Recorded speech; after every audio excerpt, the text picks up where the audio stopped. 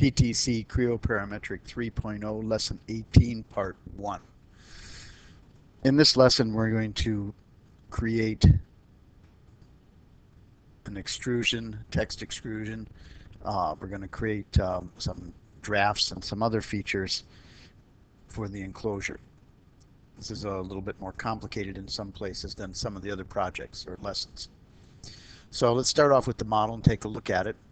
And let's go to our tools, and I'm going to go to model player, and I'm going to step through the process. So we have our default features, of course, and then we have our first feature.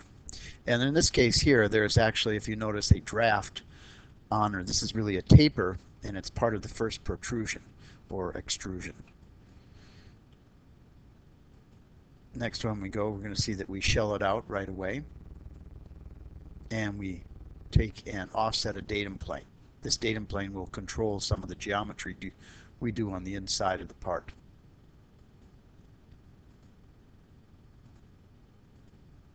Next we're going to create a little pedestal area,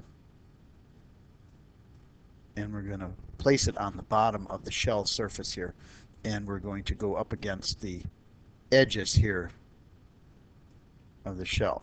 And it's a little hard to see at this particular point, but we'll look at it later, but we actually have a gap in here when we do that because the top, or the first feature, is tapered.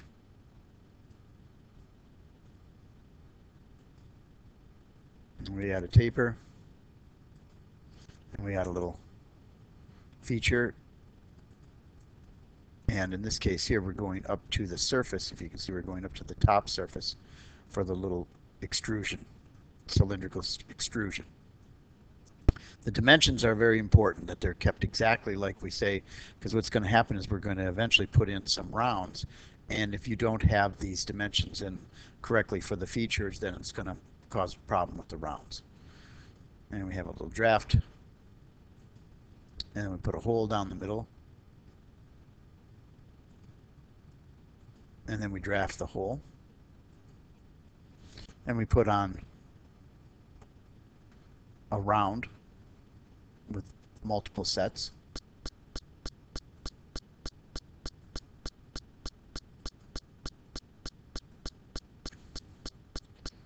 And then you can see basically what's happening here is we're mirroring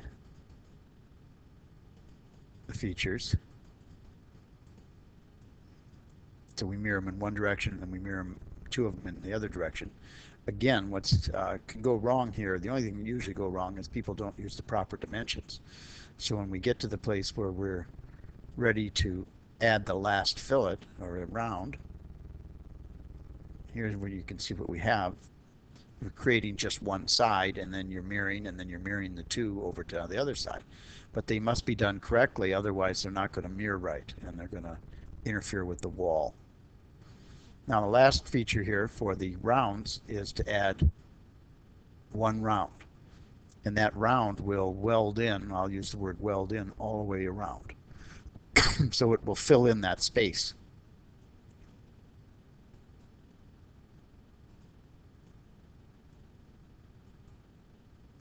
Lastly, we have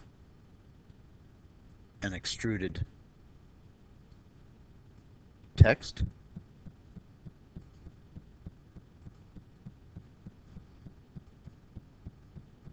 And finally, we have a round on the bottom here. So we're rounding at a different stage this time. We're shelling it, but we're not going to propagate the internal portion of the round with the shell.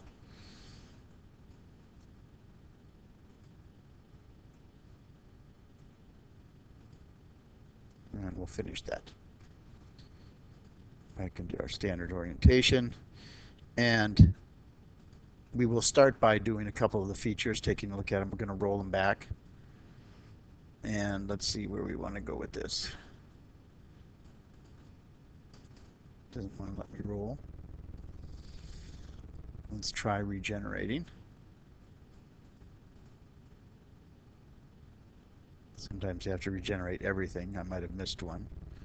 So we're going to go back up to the first feature. We'll just take a look at that.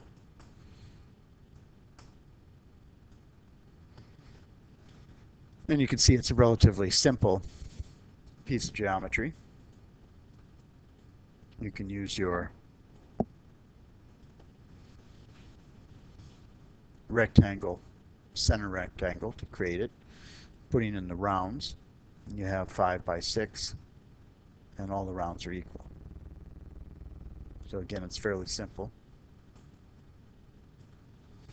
What we do here, though, you have to pay attention. We have 1.5 inch in the depth, but you can see here there is a taper also. So under the options, we select a taper and put 5 degrees. So building in the draft. Now, one of the things that confuses people sometimes is they go and they try later to draft the taper, and you can't do that. So you can't draft a draft. You have to remember that. Next one is simply just a shell. And let's take a look at that shell and see if there's anything unique about it. And under references, you'll see that the shell has 2 thicknesses.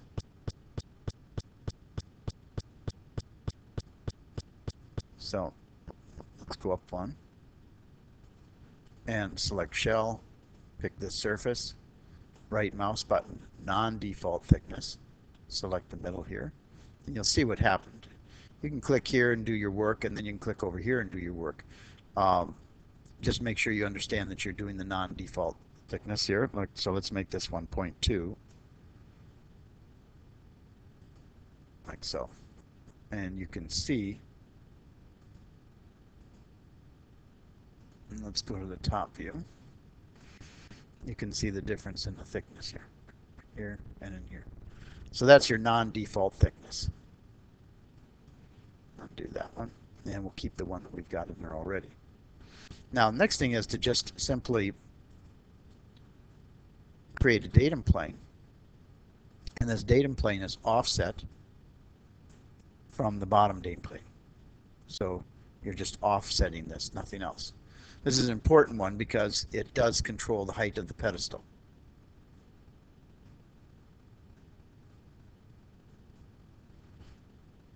And the pedestal itself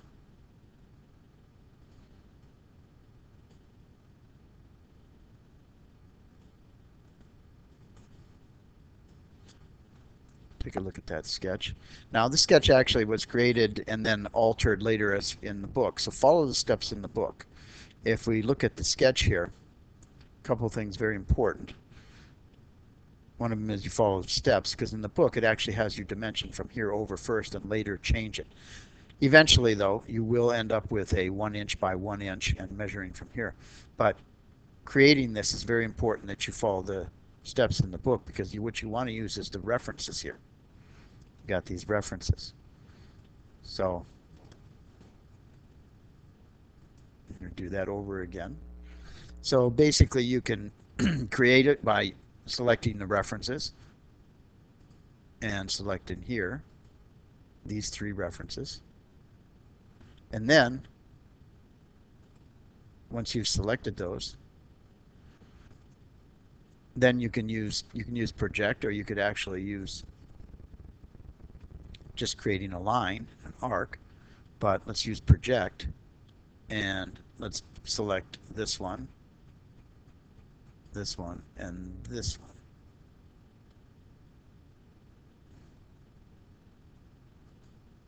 Close. Did I get that? I did not get it. Project. Let's do chain.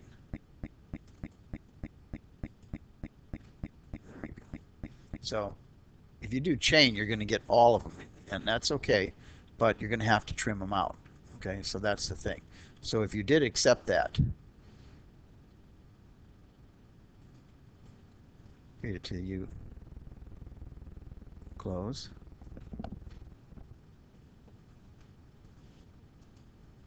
And let's go back over to sketch. For some reason I'm not getting this to work, and I think what happened is I'm going over the top of my last feature. So I'm going to cancel this out and go back up here to my start and do extrude. I'm going to extrude on this surface right here, and my references are this edge, and this edge. Close. and project,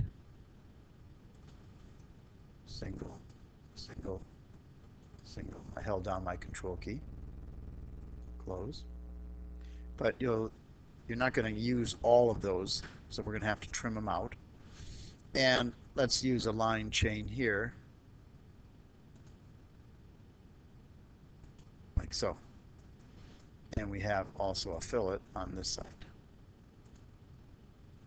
Now, middle mouse button, you see it does not shade in here. It's not a valid section. I'm going to go up and delete the segment. I want to delete this here and this here. And I have to be a little bit cognizant of the fact that it divides everything. So I want to delete over here, and I want to delete this one. I hit my middle mouse button. I should get a shaded image. All right, now you're going to change your dimensions according to the book. Okay, and then I want to go to selected, and I want to go up to this surface right there. So that datum plane will control it.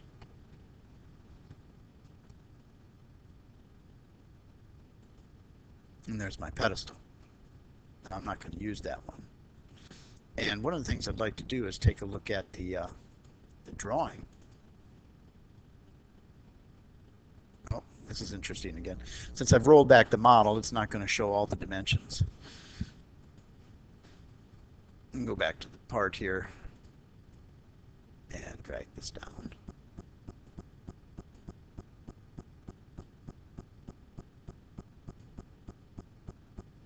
Like so. And then let's go look at the drawing. Turn off the datum features. So you'll see that the dimensions in that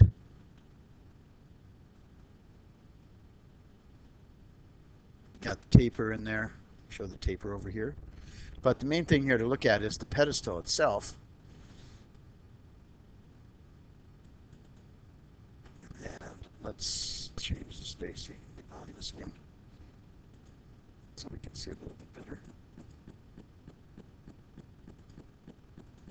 Like so. So this dimension here is the one I want to call attention to, because that's where the datum plane is. So instead of just giving an extrusion, the depth of the extrusion from the shell part, we're going from the very bottom, and that allows us to have this dimension on the drawing as a driving dimension.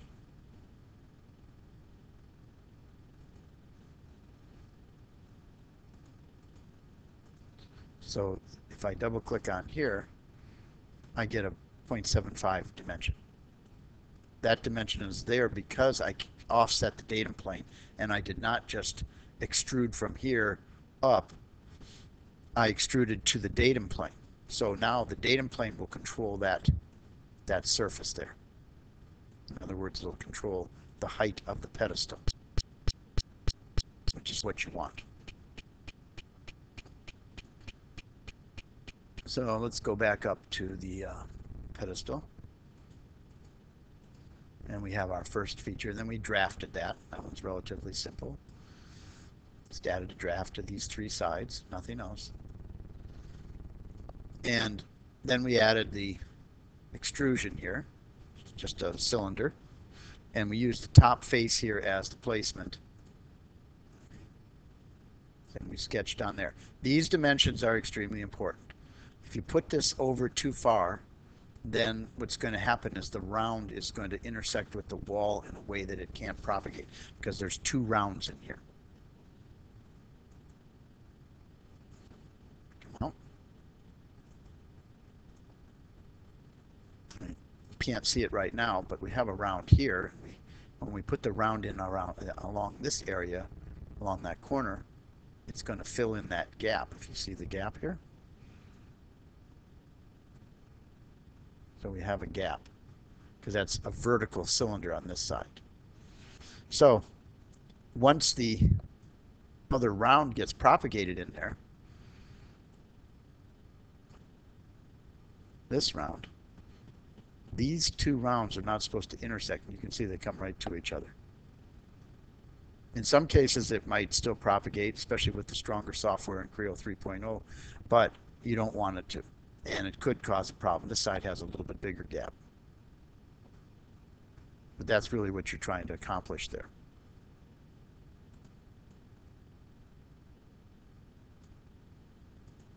So the draft for the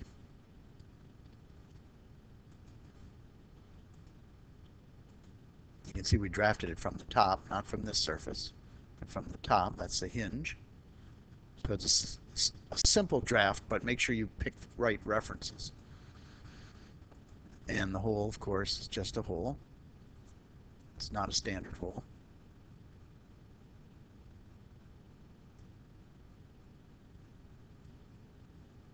And it does have an axial placement on the cylinder extrusion. And you can see it's going down to this surface.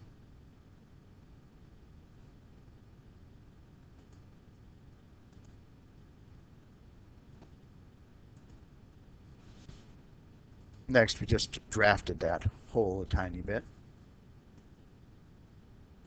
And lastly, we added one more round. Now this round is important because it has two sets so that we have two different sizes. These two are the same size, and then the second set has its own radius. Again, place where paying attention to the size is important, especially the one up in here, set 1. So once you have this completed, you can take these items and then you group them. You can see we've already grouped them into a name called Pedestal. We added that name. And once it's grouped, then we can use it to mirror. Mirror command. Since I selected something, the mirror command becomes active. And then I'm going to just pick on a datum plane. And it mirrors it over. If you get a failure, you didn't use the proper dimensions. And I say that because that's what people have done in the past. So basically you're copying these two again and then mirroring it again. So I'm going to back this off a little bit.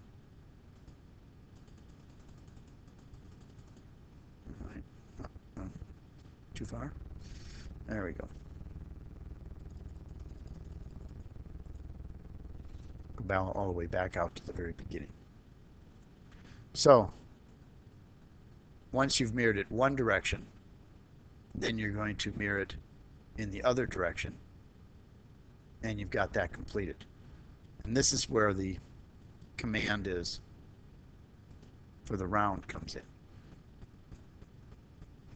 When you create a round here, you're basically just selecting a surface and then the other surface, and it will use the tangency all the way around, and it will actually weld in the information there. So it's going to solidify in between these two surfaces. It won't have an angle there anymore.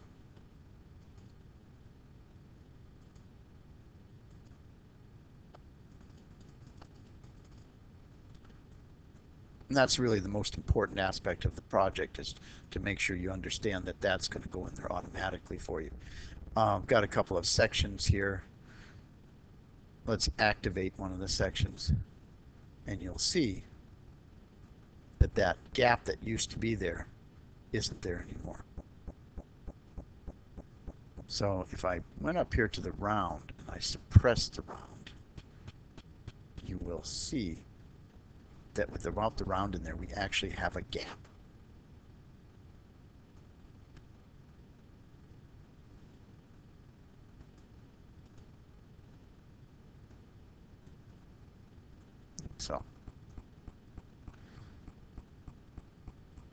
So the next thing is you want to do is you want to put in the text here, finish off the project.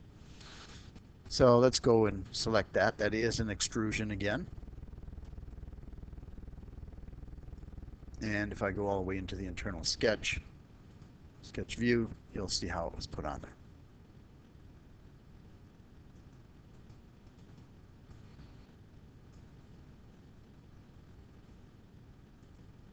And we'll leave it. Now, before we do that, I'd like to change the color.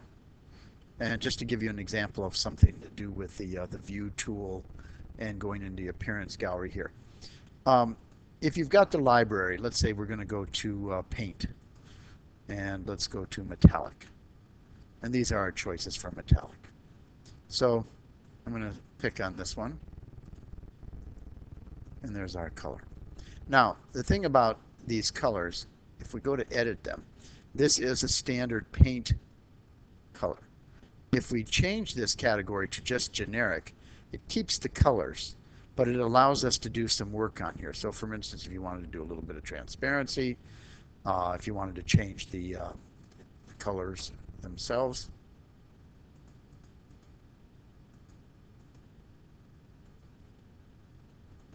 so all the items here are available that because you've changed it to generic.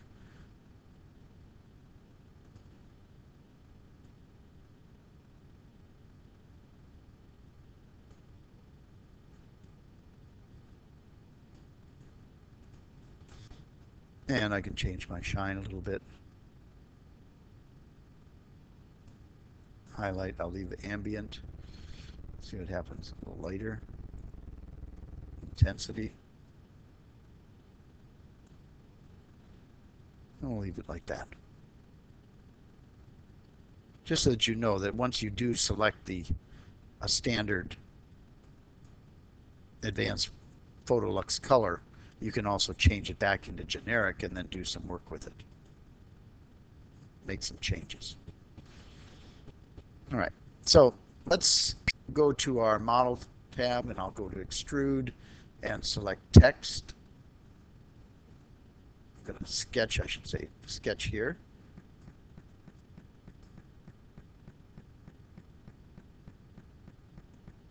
Select our text tool here and turn it into 2D sketch view, and I'll do this a couple of ways. If you click once and then click again vertically,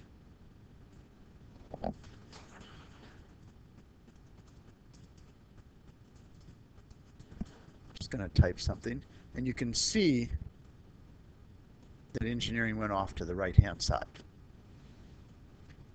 I've selected one and then I went up. If I would have done the other direction, it would have been reverse lettering and gone this way upside down.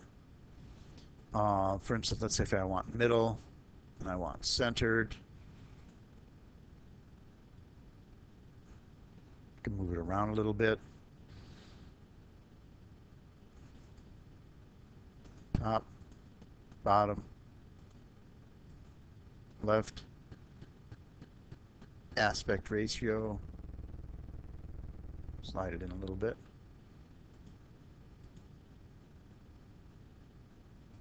Slant angle.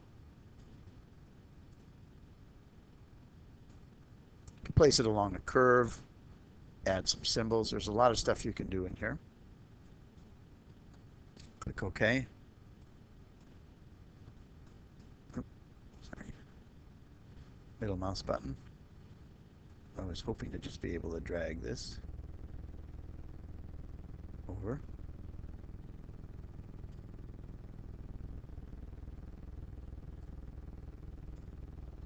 Like so. I was hoping to pick a color that was better. I actually picked a color that was worse, even harder to see.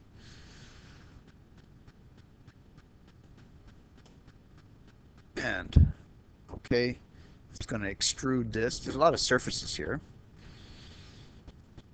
And let's make it fairly low. So, and check. Take a look at that.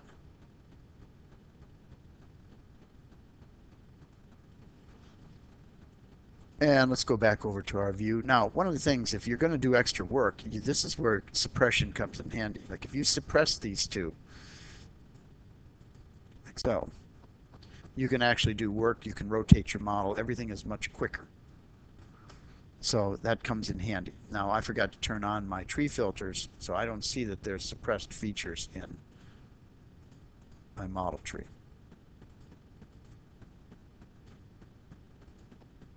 Let's just go back to the one I just created and resume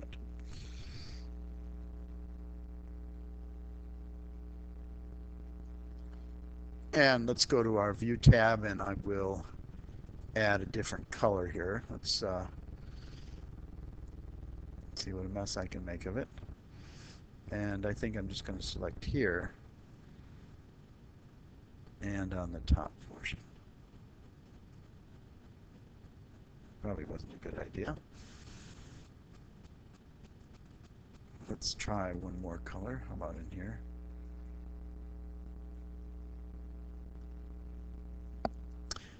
If you're going to color all the lettering, then you're going to want to do it a little bit differently, because you've got to select all these little facets that were created with the extruded lettering.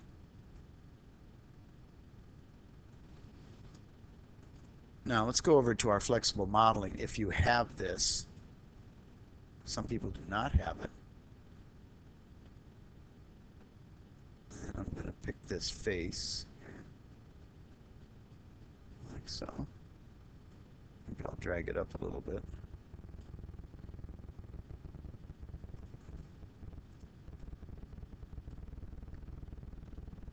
Put a little bit of an angle.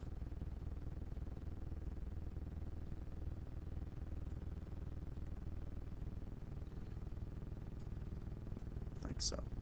So flexible modeling gives you a chance to do a little bit of editing without creating a new feature or changing that particular feature that you have there.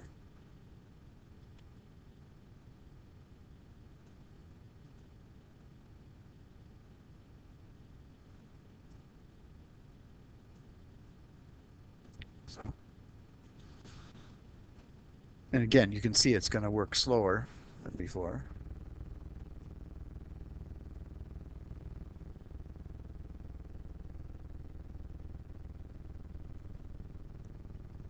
Back over to View, and let's select something a little bit different.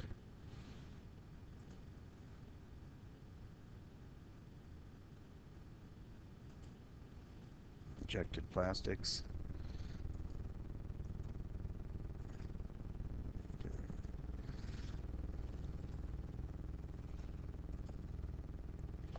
All right. Now, one other thing that you want to do, especially when you're preparing for your drawing, I'll put the drawing back up. You're going to want to have multiple sections here.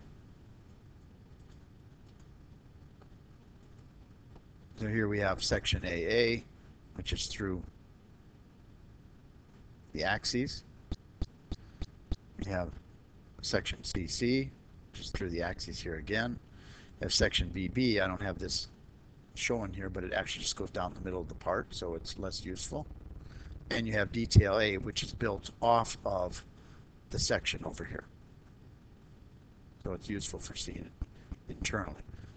It's kind of interesting. You can see now it cut through the, not really cut through, but it's on the back side of the text extrusion that we did. So you're seeing this in full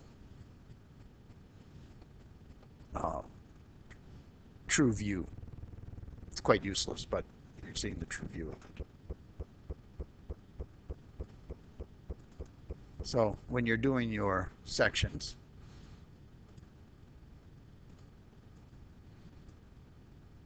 you want to pass them through. You can see here's a section right here, our datum plane. So when you're doing your sections, let's try to look at it. So here, this is planar, and you get one down the middle. That's the X, Y direction. Some of these are useful. Z direction, don't bother to use that. Let's just do a planar and datum plane and pass it through the two axes over here. Axis 1, axis 5. Okay. Continue on. Turn on a few things.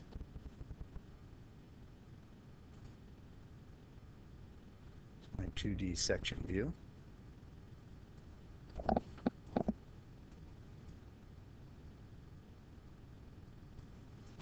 And let's turn on our sectioning, and let's put a different color on here, like so. And that's how you create your sections for your drawing. You can see this is kind of interesting to be able to do stuff.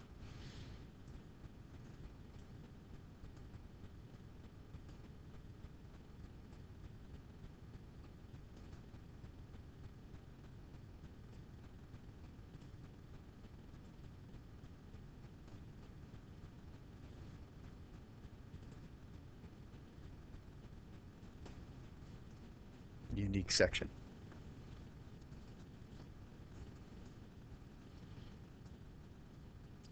All right.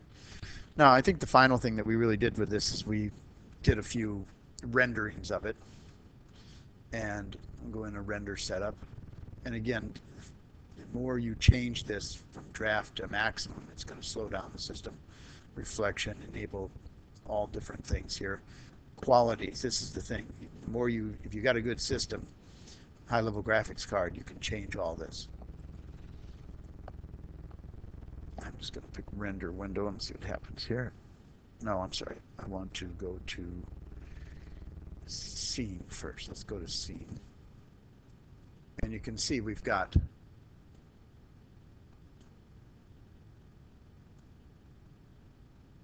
some things are provided.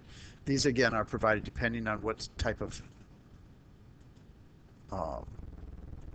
licensing you have on it.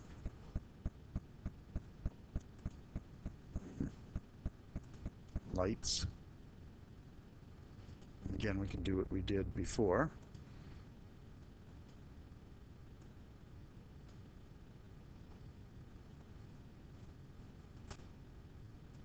I hate these blocks. It's hard to see where the colors are.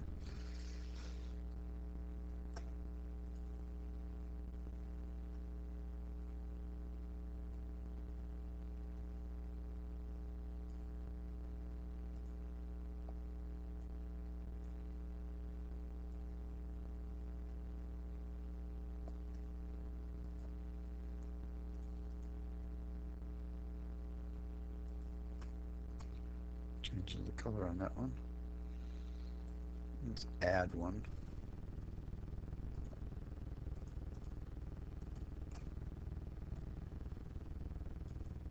Not getting much of a change here.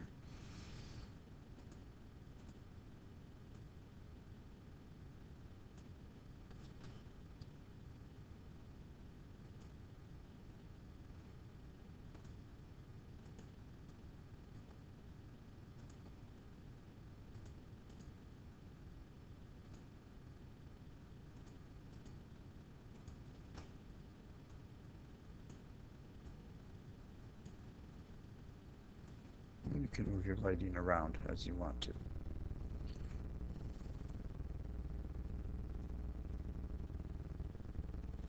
And then you're going to render it. And again, depending on what you did and how you placed the model and what type of a room setup you have, this will take a little bit of a time. Looks like it's going to take a lot of time, actually. No, I wouldn't exactly think that was very cute. It looks like I didn't get my window here, and that could be because of something that I selected in the window. That particular scene might not be available for my rendering. Let's try a different one. How about this one? Render it again.